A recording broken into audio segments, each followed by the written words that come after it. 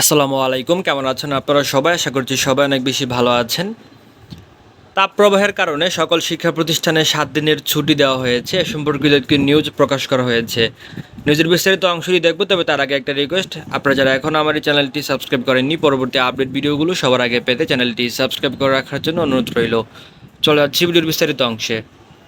চলমান তাপপ্রবাহের কারণে দেশের প্রাথমিক, মাধ্যমিক ও উচ্চ মাধ্যমিক পর্যায়ের সকল শিক্ষা প্রতিষ্ঠানের ছুটি আগামী 27শে এপ্রিল পর্যন্ত বাড়ানোর সিদ্ধান্ত নিয়েছে সরকার। ফলে সাপ্তাহিক ছুটিসহ পুরো সপ্তাহ বন্ধ থাকবে এসব শিক্ষা প্রতিষ্ঠান। তবে আবহাওয়া পরিস্থিতি পরিবর্তন সাপেক্ষে এই সিদ্ধান্ত পরিবর্তন হতে পারে।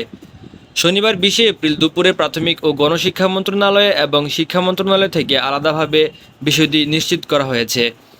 প্রাথমিক ও গণশিক্ষা মন্ত্রণালয়ের সিনিয়র তথ্য অফিসার মাহবুবুর রহমান তুহিন জানান, চলমান তাপপ্রবাহে শিশু শিক্ষার্থীদের স্বাস্থ্য ও সুরক্ষা বিবেচনায় আগামীকাল রবিবার 21শে এপ্রিল থেকে আগামী 27শে এপ্রিল পর্যন্ত সকল সরকারি প্রাথমিক বিদ্যালয়, শিশু কল্যাণ ট্রাস্টের বিশ্ববিদ্যালয়সমূহ ও উপানুষ্ঠানিক শিক্ষা ব্যুরোর লার্নিং সেন্টারগুলো বন্ধ থাকবে।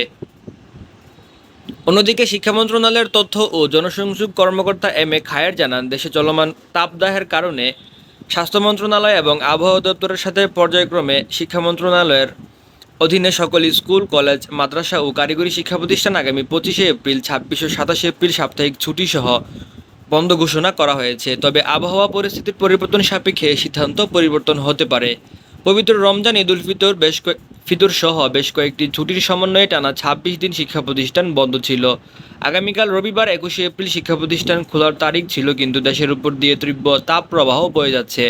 গতকাল 3 দিনের জন্য দেশজুড়ে তাপপ্রবাহের জন্য সতর্কবার্তা বা হিট অ্যালার্টও জারি করেছে আবহাওয়া অধিদপ্তর। এ অবস্থায় শিক্ষা প্রতিষ্ঠানের ছুটি বাড়ানোর দাবি ছিল বিভিন্ন প্রতিষ্ঠানের।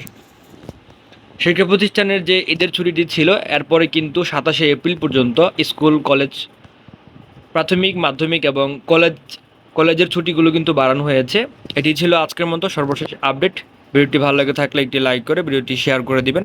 সবাই ভালো থাকবেন, সুস্থ থাকবেন। দেখা হচ্ছে নতুন কোনো ভিডিওতে। আসসালামু আলাইকুম।